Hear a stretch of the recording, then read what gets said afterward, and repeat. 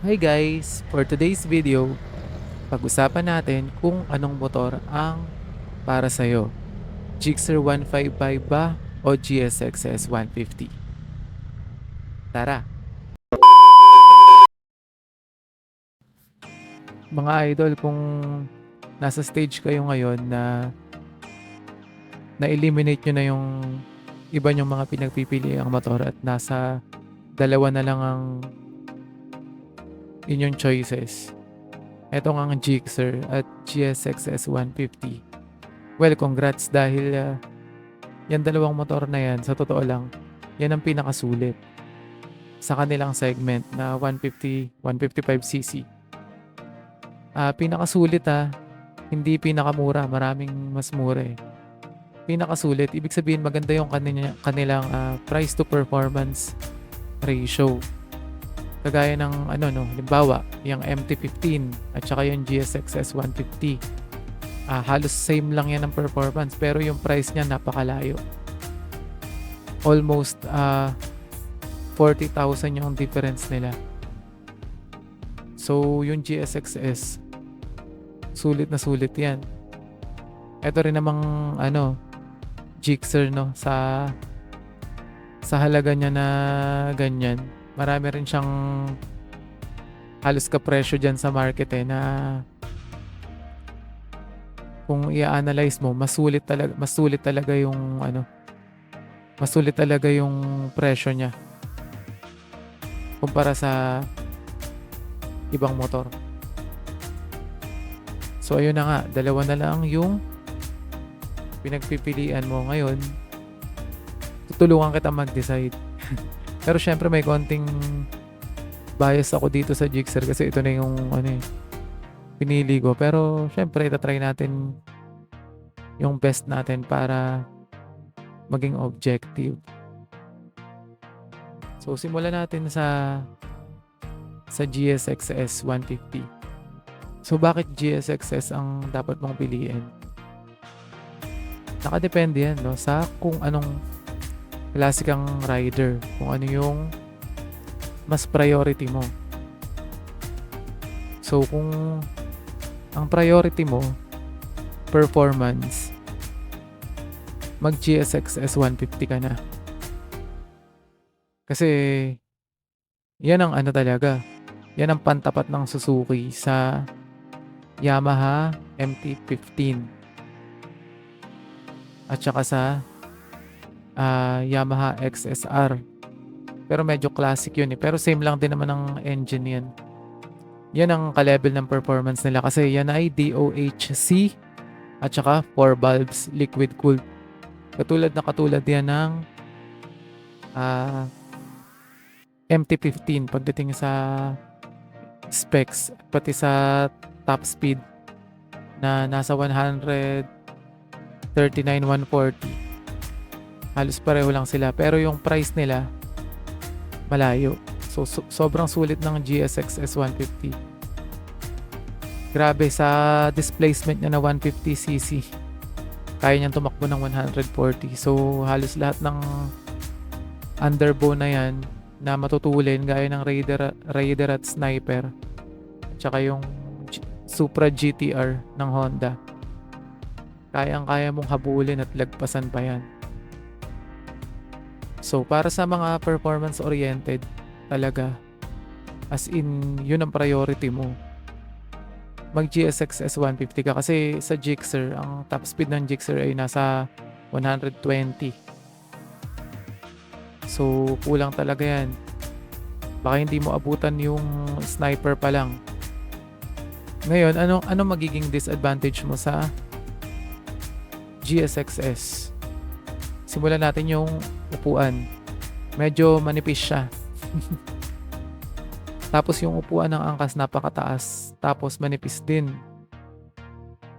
So ayun, mahihirapan ka. Pero syempre kung priority mo nga performance, hindi naman yung angkas, walang problema dun. Yung GSX-S parang design yan for solo rider. Ano pa bang disadvantage? Yung design niya parang mas maliit siya. Mas maliit siya sa Gixxer. Mas payat. Kasi nga dinesign siya for performance, for speed. So, ginawa nila lahat para mabawasan yung kanyang weight. Actually, mas magaan nga siya sa Gixxer ng halos 5 kilo. Kasi nga medyo manipis siya. Yung forks niya, mas manipis din. Yung gulong niya sa likod, mas manipis din. Yung swing arm niya yata ay aluminum. Yun, ginawa siyang ano talaga, performance-oriented, pinagaan siya. Yun, ano pa ba disadvantage niya? Yung ilaw. Yung ilaw niya sa harap, hindi ganun kaganda yung kalat sa gabi, hindi maliwanag. Marami akong nakitang nag-review sa YouTube. Yun. Yung fuel consumption, same sila ng Gixxer. Halos nasa 45 to 50 kilometers per liter. So, di ba napakasulit ng GSX-S, di ba, sa ganong speed niya at bigat. Halos mas matipid pa siya sa Raider. So, di ba? So, hands down tayo sa GSX-S. Sobrang ganda ng performance at sobrang sulit ng presyo. Ano pa ba disadvantage ng Gixxer, ng GSX-S? Halos wala na eh. Handling same sila ng ng Gixxer. Yun. Tapos yung price difference pala nila nasa 30,000. So ayun, yung pa yung isa mong dapat i-consider kung medyo budget oriented ka. Titimbangin mo kung yung extra 20 km per hour na bilis niya over sa Gixxer sulit sa 30,000 na idadagdag mo. Pero syempre, gaya nga ng sinasabi ko, kung talagang priority mo yung performance, pagsisikapan mo yun. Actually, gusto ko rin yung gusto ko rin yung GSX-S kung pinaganda nila yung upuan, kung ginawa nilang komportable. Kung yung upuan ng Gixxer nilagay sa GSX-S, baka lalo ako mahirapan mag-isip. Tsaka yung headlight ng Gixxer nilagay sa GSX-S. Hirap na hirap talaga ako mag-isip nun. Kasi mas gusto ko ilaw ng Gixxer. So ayun, the bottom line, pag performance oriented ka, go for GSX-S. Lalo na kung wala ka naman masyadong angkas. Kung madalas kang solo rider. Ngayon, pag-usapan naman natin kung bakit Gixxer ang dapat mong piliin. Or kung para sa'yo ba yung Gixxer. Etong si Gixxer, medyo chill lang to eh. Top speed niya, 120. Tapos, air-cooled lang siya. Pero wala namang problema doon. So, medyo pang chill na rider lang to. Yung tipong sawa ka na sa mga racing, yan ganyan. Yung gusto mo na lang pasyal, chill na ride. Para sa'yo talaga to. Unang-una, yung presyo niya, affordable. Yung upuan niya, komportable, makapal yung foam. At pati sa angkas. Actually, parang design talaga tong Gixxer sa dalawang tao eh. Kasi, ang experience ko dito, pag mag-isa lang ako, medyo matalbog siya. Pero pag may angkas ka, napaka-stable. Lumalambot yung shock niya. At saka, torquey siya. 14 Newton meters yung maximum torque niya, pero nasa 6,000 RPM lang yun. Maaabot mo na. Sa GSX-S, mas mataas ang horsepower ng GSX-S. At yung torque ng GSX-S, same sila ng Gixxer. Pero yung 14 Newton meters na maximum torque ng GSX-S ay maaabot mo sa 8,500 RPM pa yata. So mas mabilis nararating ni Gixxer yung maximum torque sa 6,000 lang. So ano ibig sabihin nun? Sobrang lakas ng hatak at saka acceleration nito. So kahit pataas tapos may angkas ka, may dala kayong 2 sakong bigas. Kayang-kaya ka nito. Talong nga lang siya ni GSX-S sa dulo. So hindi talaga pang racing etong GSX-S. Ito ay pang touring. Pang touring na may angkas.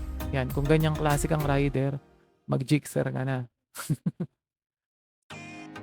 Tapos yung itsura ni Gixxer, mas malaki siya tingnan kaysa kay GSX-S. Para siyang mas brusco. At saka mas mabigat siya. Kaya pag medyo mabilis ka na, hindi ka basta-basta gegewang. Yun ang advantage niya. Tapos yung ilaw din niya, ang ganda. Actually, kahit hindi ka na magpalagay ng auxiliary lights, papalag na siya. Lalo na hindi naman nga siya sobrang bilis. Lalo na kung mga 60 lang yung takbo mo. So kahit sobrang dilim, kayang-kaya ng stock headlight ng Gixxer. Kahit walang auxiliary light. O, diba? Tapos yung gulong pa niya, ang ganda, ang laki. 140 by 60 yung likod, 100 by 80 yung harap. So ang ganda niya tingnan, kahit sabihin mong hindi siya ganun kabilis. So ayun lang. Tapos yung presyo nga niya, sobrang sulit. 30,000 less siya sa presyo ng GSX-S. Tapos maganda rin naman yung performance. Hindi ka rin naman bibitinin sa arangkada.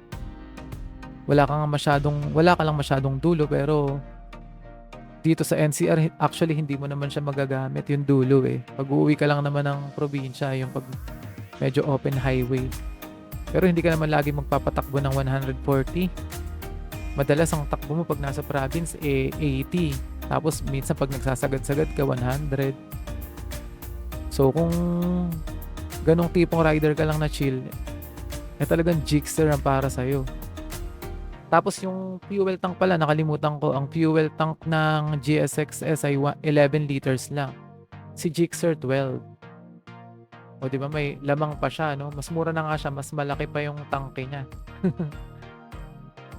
O di ba? Sobrang sulit talaga na ito eh. Kaya siya yung napili ko. Kahit may mga issue yan, okay lang, wala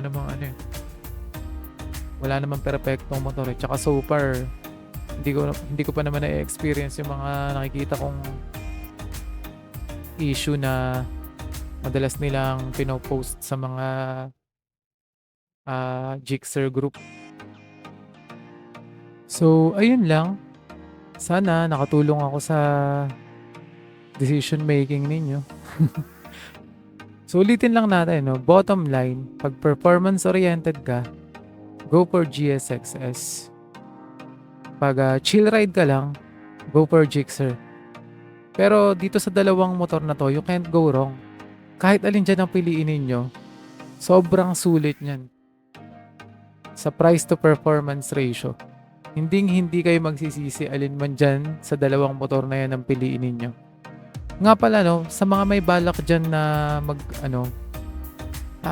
motorcycle taxi, parang balita ako, hindi ako sure may mga nababasa ako, hindi daw tinatanggap doon yung GSX-S. Pero yung Gixxer, pwede. Yun. Hindi ko alam kung ano yung reason. Pero, ayun, may nabasa ako tsaka may mga nakikita ko sa marketplace na nakikipag-swap or binebenta yung GSX-S nila dahil hindi daw tinatanggap sa isang ride-hailing app or motorcycle taxi. Ngayon, if ever totoo yun pa yung magiging isang consideration mo sa pagpili between GSX-S and Gixxer. So, paano? Hanggang dito na lang muna guys. See you on my next video. Thanks for watching and ride safe always.